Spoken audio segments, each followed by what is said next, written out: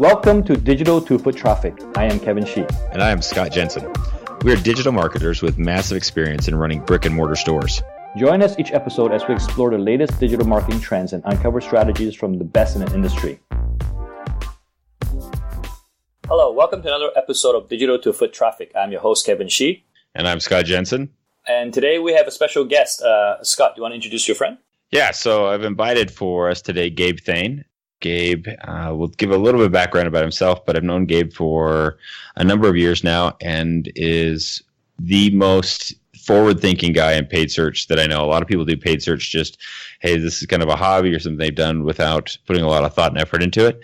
Gabe is not interested in how everybody else has been doing it for long. He's more interested in how do you make it much better than what it's been done before, and how do you adjust it to meet your needs, and has really developed some really great techniques for doing that, and I think we'll talk about some of those today. But before we do, Gabe, do you want to give us a little bit of background about where you're coming from? Sure. Thanks for the introduction. I've been doing paid search about 8 to 10 years. Before that, I was doing some web development, and that's where I kind of became, aware of the online space and the cool things that can happen there. And from building websites, I want to start advertising for them, and kind of fell nicely into paid search with all the kind of knobs and dials that paid search allows to enable a ton of customization. Like I had mentioned, been doing paid search for 8 to 10 years, and a big chunk of that was doing some actual self-storage space, local advertising, and all the things kind of entailed within that. And been, really enjoying it, and that's kind of my background. Okay, so as you can see, all three of us came from a self-storage background, but I think a lot of what you do, Gabe, is can relate to like people who just have a regular store, because our podcast is especially for like retailers, people with brick and mortar stores, and I think there's a lot of similarities with like stores and self-storage in general. Do you agree? Definitely. I mean, just the local space has all kinds of elements that can carry across to brick and mortars across, for sure. Okay, so yeah, we got a bunch of questions for you, but let's just start it. This is our third episode, and I think the first two episodes one is our introduction. The second is about website development, because me and Scott both agree you got to have a pretty good website first to sell what you have to sell, and basically to drive traffic to your store. And we would have gone to this SEO, but then we're lucky to have you today. So let's just dive at PPC first. Scott always believed that PPC is the icing on the cake, but the SEO is the cake, right? So we're getting a bit ahead of ourselves right now, but PPC is a quite crucial component of your digital marketing strategy. Can you add on to that? Yeah, definitely. I think one of the beauties of paid search is that so much of it is trackable, yep. And you're able to use tons and tons of data to track elements all the way down to the keyword level and understand exactly what your data is doing and make good decisions from it. I think another element and benefit of paid search is, the day you turn on a paid search campaign will be the day you start getting visitors directly to your site. Whereas SEO may take, 3 to 6 months before you start seeing some real movement. Paid search, immediate action. Okay. Scott, got anything to add? Gabe's actually is absolutely right, and I think we'll get into more detail on that. But Gabe, for the people here who maybe don't understand, do you want to give us a little bit of insight as to how you see local paid search advertising being different than, say, traditional global paid search? Sure. I think with a local target, you immediately have some great information that you can start with, right? Understanding the area that you're trying to advertise for enables you to get a lot more targeted, and also take advantage of some data sets or pieces that you may not necessarily have just yet because you haven't gotten data through your campaign. Things like population density, household income of an area, the geographic layout of a specific area. You can immediately start off on the right foot in your campaign and account structure to take advantage of those pieces. A lot of paid search, and this is both on the global and local front, it's just as important to understand where to spend as it is where not to spend. And having a local target and understanding your area enables you to really cut a lot of that kind of, in quotations, learning costs. Okay. For me, for example, in Hong Kong, we have many different districts, but each district is separated by maybe 1 or 2 kilometers. So this is what I do, and I'm not sure is correct or not, but maybe you can give me some pointers. For example, we have a generic AdWord campaign like mini storage, self-storage with a few long tails, and then below that we have different campaigns based on the locations of our store. So we have about, 30, 40 different locations. So basically, it's either a location extension. So it's either people using their desktop or their mobile within that area. So that campaign kicks in. Or it's actually the keyword, the mini storage plus the district name. So that would be another keyword that we would have, and we would have different like bidding strategies and different taglines or landing page for these kind of campaigns. And I guess that's very, very basic of us. But can you elaborate on that and how you can go deeper to differentiate different local campaigns and how what to do? Sure, definitely. I think that you're starting out on the right foot with trying to have kind of each location try to send traffic to those individual spaces. One thing that's really great about local paid advertising is that you can create multiple targeting setups to drive traffic to specific areas, within a district or location that you want. And you can layer or stack on top of that other campaigns where you can ensure that you're driving your data to the right campaign or the right ad group. For example, a lot of your customers, if you're in the self-storage space, are going to be in a 0 to 3 mile radius. And so you can have a campaign focusing on those areas, be willing to spend a little bit more on those, understanding that they're probably going to have a higher conversion rate. And you could see potentially, 30 to 40% of your customers coming from that area. But then you can layer that on top of that, another campaign that targets a little bit larger space. And then do some targeting exclusions to exclude that area that you're already covering, that 0 to 5 mile radius, and get a kind of a different subset of customers that you may not necessarily want to spend as much because they're a little farther from the facility, as an example.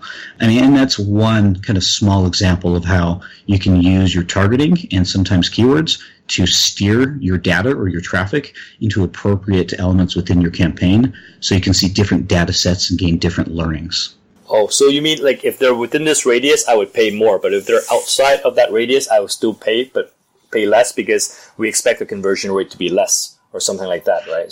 So it's like a formula. And so it's a big data game, and that's why paid search is so great. You're going to get all these data elements, and one way that you can kind of keep your data clean and pure is to make sure you're steering the traffic to the right targets and where you want them to be. And that also enables you to have a lot of kind of customization, and not just how you're going to bid and the keywords that you're going to want to search with, but also the types of ad copy that you're going to want to include. Okay. Scott, you... Yeah, so let's dig in just a teeny bit more, Gabe. Let's use for an example, let's say if I had a laundromat, I was doing dry cleaning, and I wanted to, let's apply what you just said, but let's use some specific examples for if I'm running a dry cleaner, how I would set up those campaigns and why, when you talked about setting up specific ads, that would be important. Let's assume some of the same rules there, that conversion rates are higher the closer that somebody is because it's more convenient. But can you talk through just a little bit more what that would be like if I, for example, own a laundromat, how I'd go about setting up those campaigns? Sure. I think with a laundromat or any kind of brick and mortar space, you would build out that campaign and target that close, tight radius where you're probably going to get the majority of your customers. I think laundromat's a great example. Like storage, these individuals are going to be really close to the location. They want to drive too far to dry clean their items. And so you're going to have a tight target there. You're going to be willing and wanting to spend a little aggressively initially to get the data points to make good decisions, as well as these are probably going to be your highest converting customers. And so you're willing to spend a little bit more, right? And you're also going to be able to include different or unique search terms than you would in other campaign types. An example of that would be dry cleaning near me, or dry cleaning in a specific neighborhood that's right next to, or that the laundromat is inside of. Whereas you may not necessarily be able to include those terms on a campaign that's has a radius or targeting 5 miles outside of your laundromat. That's one small example, because those individuals aren't necessarily near the location, right? Okay. You're also going to understand that with that farther target, that you may need to have a little more general terms, and you're going to need to be a lot more careful in regards to kind of the negative elements or terms that you're including within your campaigns and structure.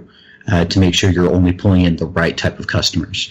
It's pretty common, and maybe not so much in the dry cleaning situation, but definitely in self-storage, where you're going to have individuals moving from one location to another, and that's where some of those wider array or kind of range targets really take effect, where you're getting people who are moving from a far location that you still want to be able to target and pull into your campaigns because they're going to be a potentially good customer, but they aren't necessarily within that tight, close radius. On the ad messaging side of things, it's very similar to kind of the keyword selection that you can have. Looking for a dry cleaner near you, we're within 2 miles of your location, as an example. So you can get a lot more targeted and a lot more specific to individuals if they're having that close target.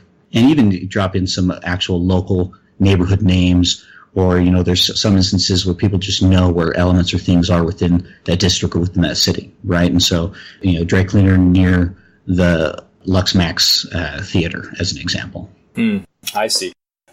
Scott, I got a question for you. Remember last time when we first met, we were in Japan and we were talking to the other storage company, Coras, which is actually the biggest company in Asia right now. They have about 1.2 million square feet right now. And he was saying that because the lifetime value of each customer is so long in Asia, longest being in Hong Kong, but still at least 3 years in Japan, he just puts everything number one. He just ranks everything number one. So he just outbids all his competitors and rank number one because the price of the advertising is quite small compared to what they're getting. What do you say to that? Do you think that seems inefficient? But for markets like Hong Kong and Asia, do you think that's a practical thing to do, or we should save the money to do something else? Well, as you and I have discussed, this is a great question. As you and I have discussed this several times, I think there's more to play in there. I could see the reasoning behind his thoughts there and why he would do that. I think there's more play there. There would be things like how much inventory is there available to sell.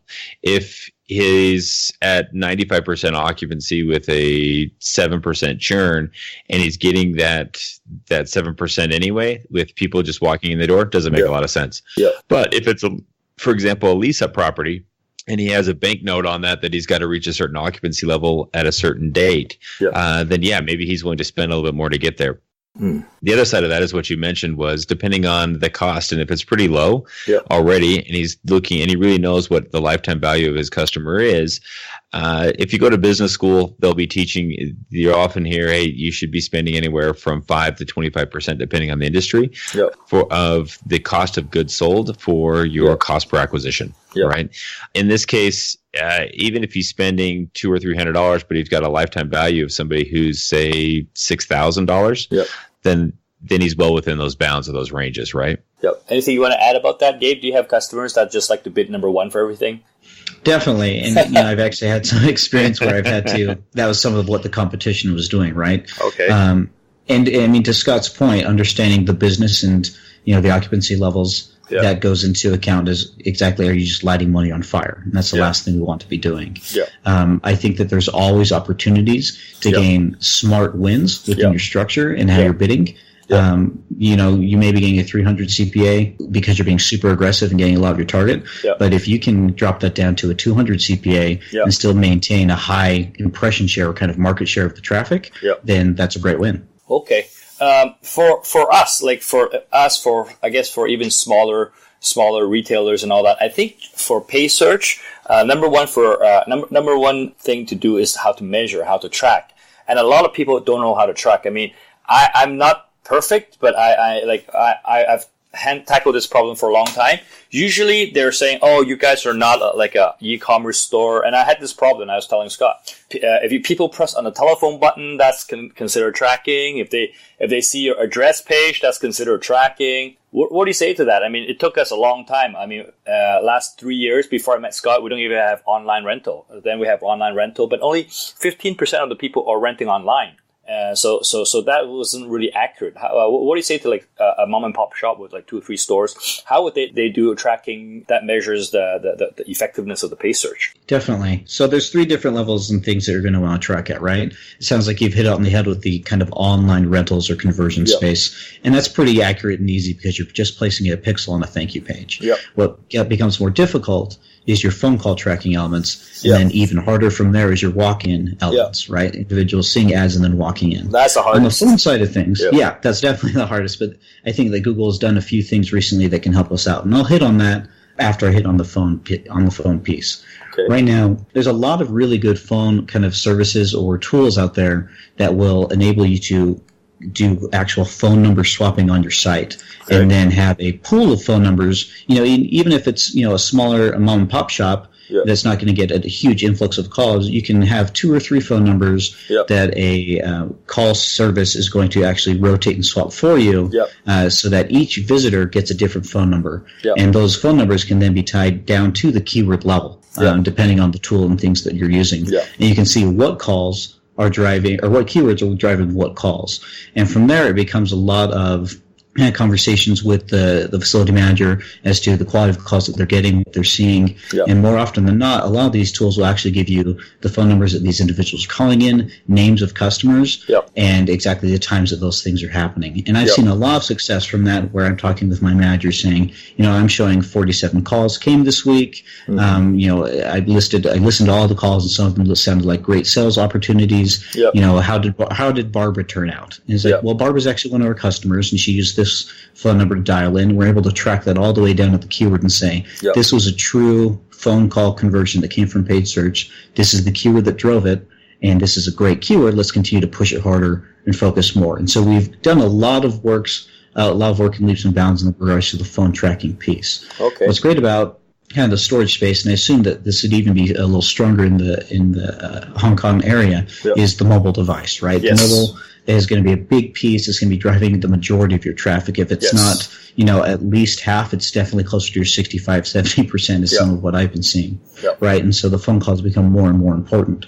And what's great is Google has done some new technology recently where you can actually enable what we call cross-device conversions, where they're going to be able to see somebody's called in and they're logged into their Gmail or their Google account, and then they're taking that phone in their pocket, because everyone's attached to their phones, right into the store. And if you enable that within your Google AdWords account, you can do that in a couple of ways, just reaching out to Google via a rep, and they can turn it on for you, or sometimes it triggers if you go into your conversion settings and enable display cross-device tracking, even if you're not doing display advertising. That sometimes can turn on the store visits, and you can get a count, or at least a number of visitors coming in. And that's how we solve some of the walk-in elements. We can say, these are how many people were seeing your ad online via the phone, and then they came walking right into this location, and they do that via GPS. That's how Google tracks and targets those pieces. And then, so that's one kind of really cool technology way. Beacons are kind of becoming more and more popular, and some of the technology that Google has tested out. You guys implemented the beacon for a test before, I remembered, right, at Extra Space. And so I guess that's not really necessary now because of the new functions of Google. I think that Google seems to have stepped a little bit away from the beacons with the cross-device tracking that they can do. I know that there's always tests and things going on. Beacons did have issues where sometimes you would just track people driving by, or not necessarily going to a location. But that technology is getting better. But we did have an opportunity to test it out.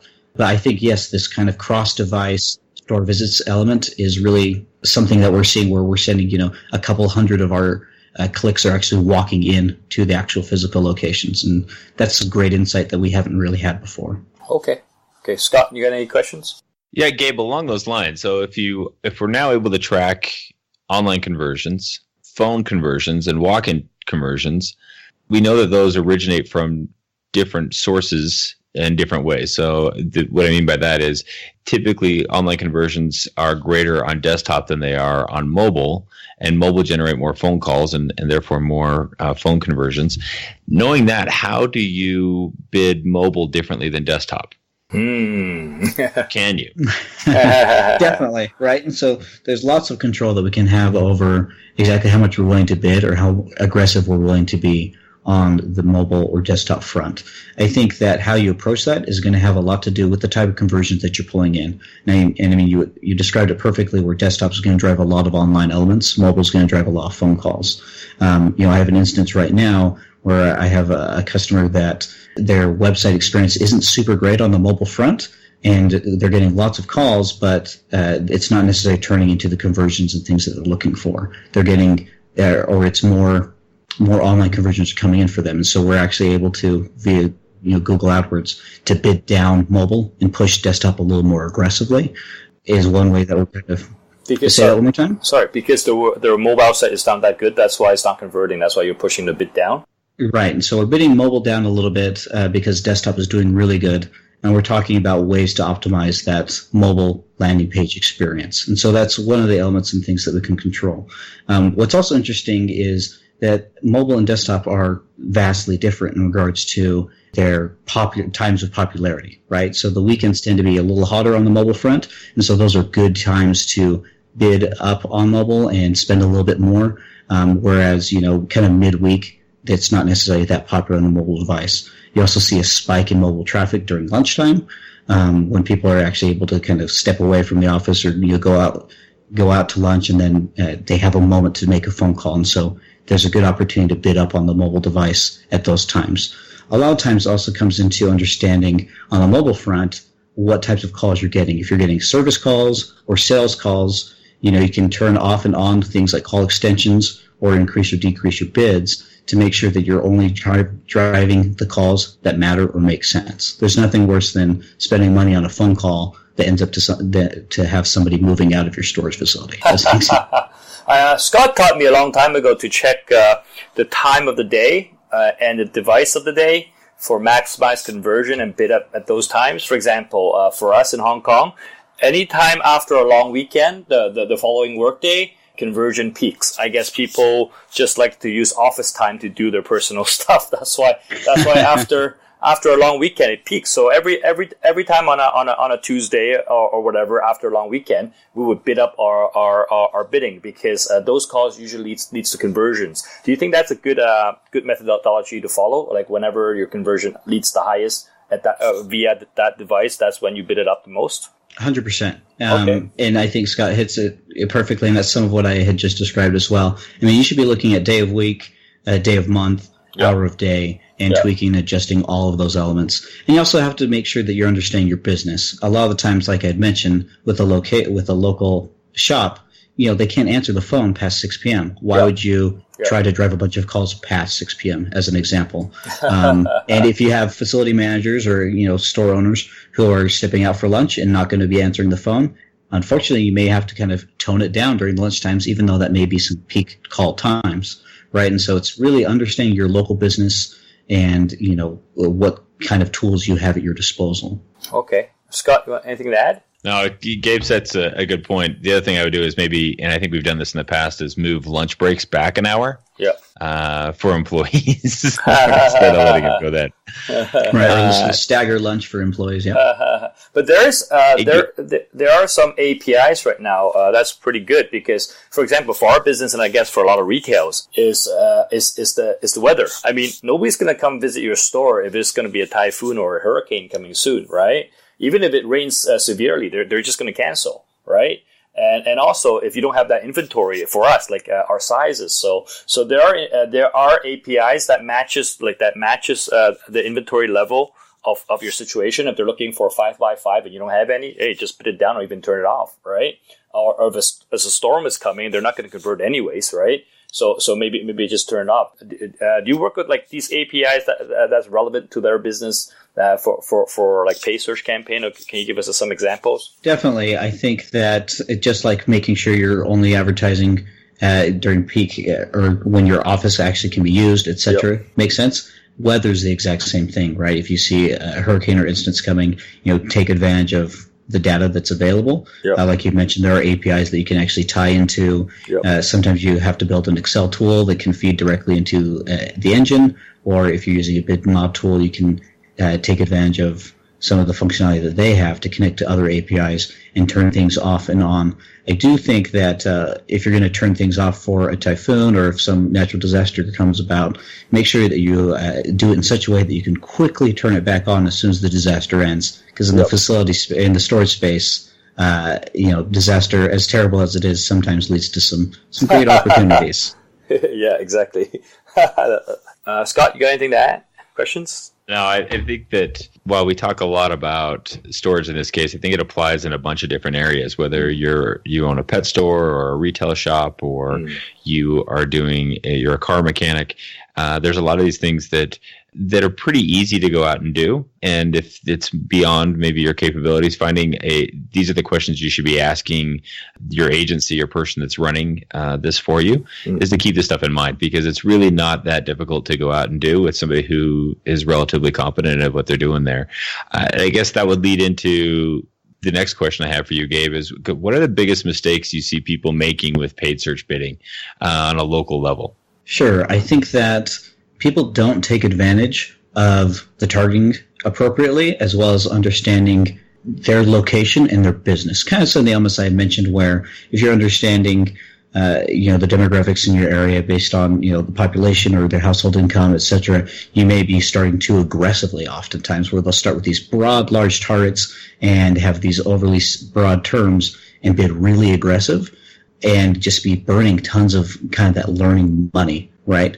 And so I think that starting overly aggressive is going to be a downfall if you're not making sure you have those long tail terms, the appropriate targeting, plenty of negatives. And those are some of the benefits that you get on the local front, is you have some kind of in-house knowledge, understanding your area and the location. And I think that another element is people don't steer traffic to the different terms. And this is a little bit of what we talked about earlier, where you can say, you know what, I understand that a lot of my customers are going to come from this space. I'm going to steer my traffic using targeting and target exclusions to get traffic to these spots, these places, so I can make sure my data is good and kind of a clean data set, so I can make sure I'm bidding and spending money in the right way. Thank you for listening to Digital to Foot Traffic. Join our mailing list at digitaltofoottraffic.com for more of our digital insights and strategies. Leave us a review on iTunes or your favorite Android apps and subscribe so we'll show you the second we launch a new episode.